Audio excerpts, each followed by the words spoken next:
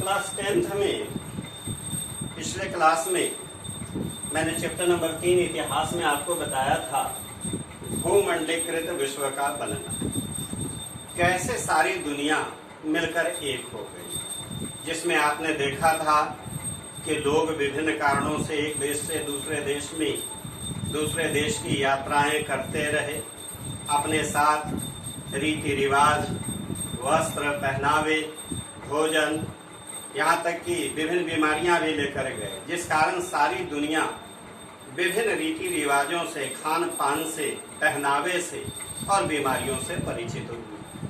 यही है भूमंडलीकृत विश्व का बनना। अब इसी चैप्टर में हम लोग आगे चलते हैं। अनुबंधित मजदूर, यह भी भूमंडलीकृत विश्व के बनने का एक बड़ा अच्छा उदाहरण है। अगर हम अनुबंधित मजदूर के बारे में कुछ कहना चाहें तो मैं ये कह सकता हूं कि किसी नियोक्ता के लिए एक अनुबंध के तहत एक निश्चित काम के लिए और एक निश्चित मजदूरी पर जो मजदूर काम करते थे उन्हें अनुबंधित मजदूर कहा जाता है। मेरा ख्याल है बातें समझ में आई होंगी।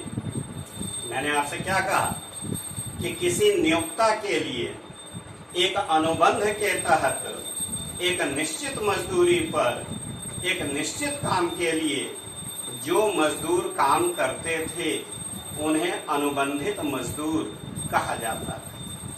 बोलचाल की भाषा में इन्हीं मजदूरों को गिरमिटिया मजदूर भी कहा जाता था। और यह आधुनिक युग में एक नई दास प्रथा का उदाहरण है। वैसे तो विश्व का इतिहास आप पलट कर देखेंगे तो लगभग दुनिया के हर देश में दास प्रथा का प्रचलन रहा है।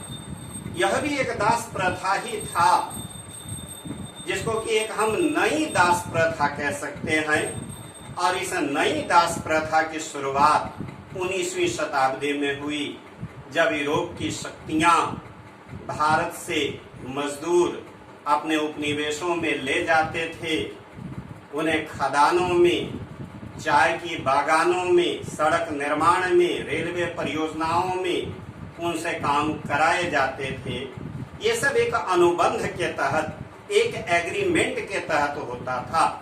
शर्त यह होती थी कि अगर कोई मजदूर अपने मालिक के यहाँ 5 वर्षों तक काम कर लेगा तो उन्हें अपना देश वापस लौटने का अवसर दिया जाएगा।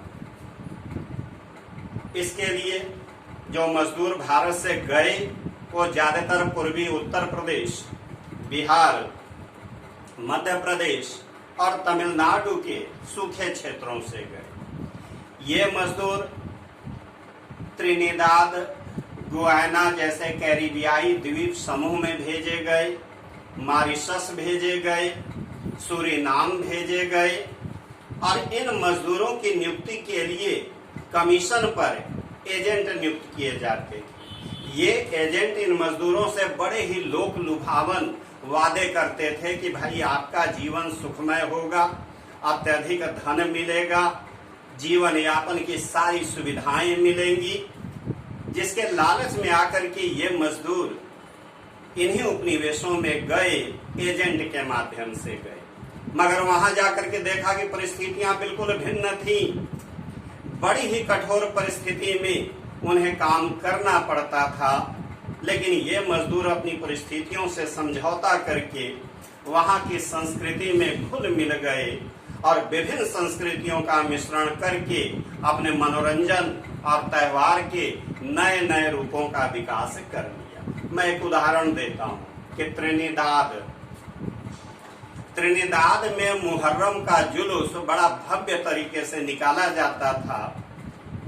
विभिन्न संस्कृति के लोगों ने इस मुहर्रम के जुलूस को एक उत्सवी मेले का रूप दे दिया गया और इस जुलूस को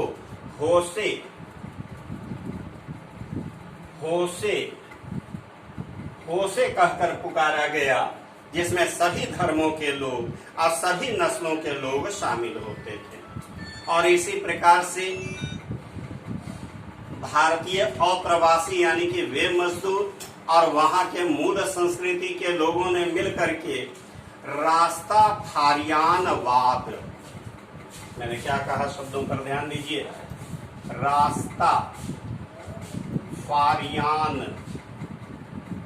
रास्ताफारियानवाद नामक एक विद्रोही धर्म का विकास कर लिया। और आपको यह भी पता होना चाहिए कि त्रिनिदाद में आज भी चटनी म्यूजिक बहुत लोकप्रिय है। यह भी अप्रवासियों की ही देन है। तो इस प्रकार से अप्रवासी भारतीयों ने अपने मेहनत से, परिश्रम से उपनिवेशों में अपने लिए स्थान बनाया, विभिन्न संस्कृतियों को आपस में मिला करके एक नई संस्कृति का विकास कर लिया। आज भी इन उपनिवेशों में इन मजदूरों के वंशज बड़ी संख्या में पाए जाते हैं, जिनमें नोबेल पुरस्कार विजेता वीएस नायपाल विशेष रूप से उल्लेखनीय है। और इसके अतिरिक्त अगर आप क्रिकेट के शौकीन होंगे तो आप देखते होंगे कि वेस्ट इंडीज की टीम से आज भी कई भारतीय नाम वाले क्रिकेटर खेलते हैं। राम नरेश सरवन का नाम सुना होगा आप, सुनील नारायण का नाम सुना होगा, गंगा रामदीन का नाम सुना होगा। ये सब इन्हीं अनुबंधित मजदूरों के वंशज हैं।